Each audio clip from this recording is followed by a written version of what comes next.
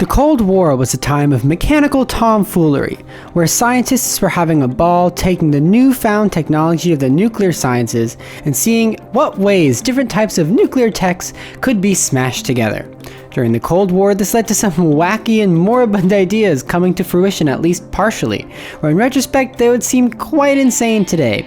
One of the most interesting of these was a program known as Project Pluto, and naming the project after a guardian of the underworld was certainly fitting.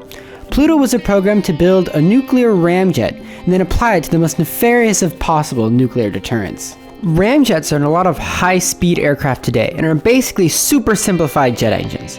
In a jet engine, you need to compress the air coming in, then heat it up, then the hot, compressed air shoots out the back, creating thrust.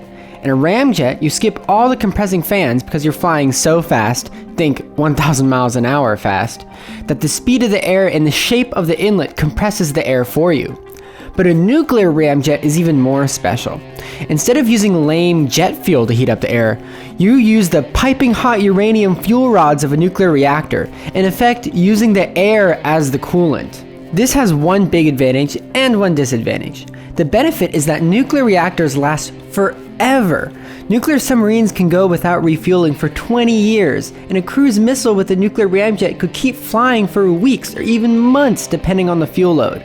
The drawback is that it will release incredibly large amounts of toxic radiation, since putting lead on an airplane to prevent the radiation from escaping would make it too heavy to fly. But the ramjet was only half the story, as Project Pluto served a greater purpose: the building of the SLAM, or Supersonic Low Altitude Missile.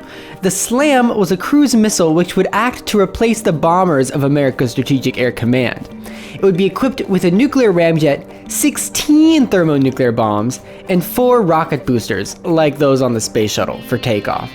In the event of some sort of DEFCON 2 scenario like the Cuban Missile Crisis, the SLAMs would be launched from the US and accelerated to ramjet speeds using the solid rocket boosters, which had no abort function, by the way. The SLAMs would then scurry about the ocean for hours, days, or weeks, loitering with their nuclear payload until called into action. When the time to strike the Soviets had arrived, the SLAMs would quote-unquote hit the deck and would scurry towards the Soviet Union less than 1,000 feet above the ground at nearly 3 times the speed of sound. This would let them evade radar cover, and once over the USSR, they would zip across the land, delivering toxified radioactive exhaust and thermonuclear Armageddon. But the SLAM, even after eliminating the targets with its technically conventional thermonuclear bombs, would still be hungry for more blood, and would be able to deliver. After the SLAMs depleted their nuclear salvo, they would commence sonic attacks, using the shockwave from their supersonic speed to destroy infrastructure and Soviet eardrums, hence the name I have dubbed Satan's Vuvuzela. In an added 1-2 punch, the radiation spewing out of the missile itself would add as an additional biological weapon, rendering any region it flies over at low altitude permanently uninhabitable. And once the weapon was exhausted of fuel, it would simply crash into one last target, somewhere in the USSR presumably, resulting in a final ejection of half-spent nuclear fuel, creating a brand new region to rival that of Chernobyl. This was noted also as an issue during the testing phase, as was decided during testing that the missiles could just be dumped into the ocean and that the radioactive waste would simply dilute itself in the current.